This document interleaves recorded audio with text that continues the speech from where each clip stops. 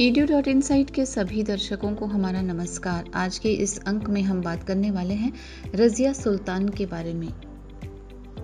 रज़िया सुल्तान पूरे दिल्ली सल्तनत के सबसे शक्तिशाली शासकों में से एक रही हैं। वो पहली मुस्लिम शासक थी जिसने भारत के उत्तरी भाग पर शासन किया था।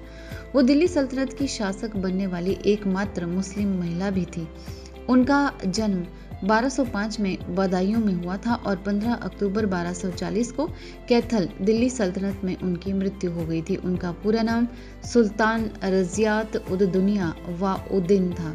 हालांकि उनका क्षेत्रीय नाम भी जलालत उद्दीन रज़िया था। वो दिल्ली की 5वीं सुल्तान थी और इख्तियारुद्दीन अल्तुन्ना की पत्नी थी।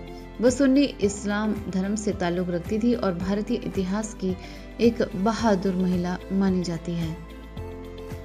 रज़िया सुल्तान दिल्ली के सुल्तान ममलूक सुल्तान शमसुद्दीन इल्तुतमिश की बेटी थी। रज़िया सुल्तान के पिता ग्वालियर के अभियान में व्यस्त रहने के दौरान पूरा प्रशासन उन्हें सौंप दिया था। इस दौरान उन्होंने 1231 से 1232 तक पूरा प्रशासन संभाला था, क्योंकि इल्तुतमिश और कुतुबुद्दीन ऐबक को रज़िया सुल्तान पर बहुत ज़्यादा भरोसा था।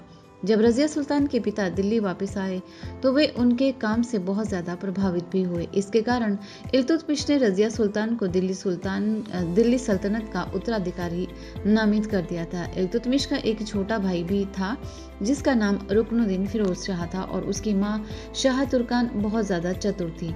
शाह तुर्कान ने रज़िया सुल्तान को दिल्ली सल्तनत का शासक बनाया, लेकिन उसके भाई रुकनुद्दीन फिरोज शाह ने उसे शासक के रूप में स्वीकार करने में लापरवाही बरती।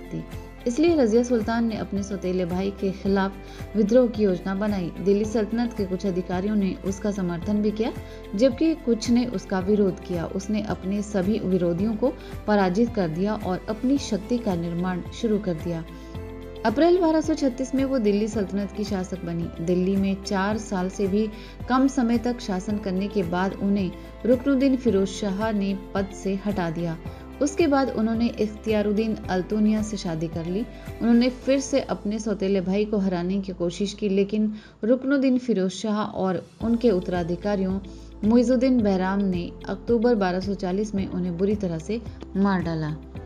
और अगर हम बात करें रज़िया सुल्तान के नाम और उपाधियों की, तो रज़िया सुल्तान दिल्ली सल्तनत की एक महान महिला नेता थी। दिल्ली सल्तनत की जनता उन्हें रज़िया और राडिया कहती थी। जिस समय वो दिल्ली सल्तनत पर शासन कर रही थी, उस समय उन्होंने सुल्तान जलालत अल दुनिया वल दीन नाम से अपना सिक्का चलाया था।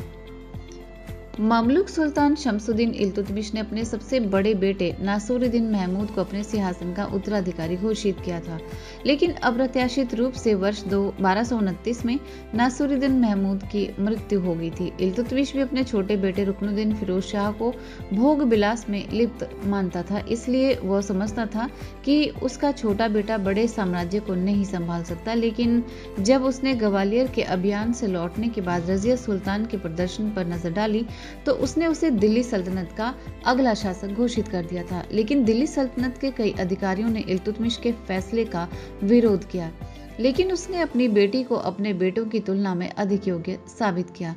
कुछ इतिहासकार ये भी मानते हैं कि इल्तुतमिश ने अपने जीवन के अंतिम दिनों में अपने छोटे भाई को अगला शासक स्वीकार कर लिया था। कुछ लोग मानते हैं कि रज़िया सुल्तान ने दिल्ली सल्तनत पर शासन नहीं किया था और वो केवल उसके समर्थकों द्वारा बताई गई कहानी थी। कई अधिकारी उसकी योग्यताओं के कारण उसे शासक के रूप में स्वीकार करते हैं और कुछ नहीं।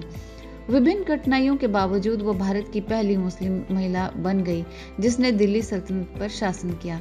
1240 में उसकी मृत्यु हो गई और उसे दिल्ली के तुर्कमान गेट के पास बुलबुल खाना में दफनाया गया।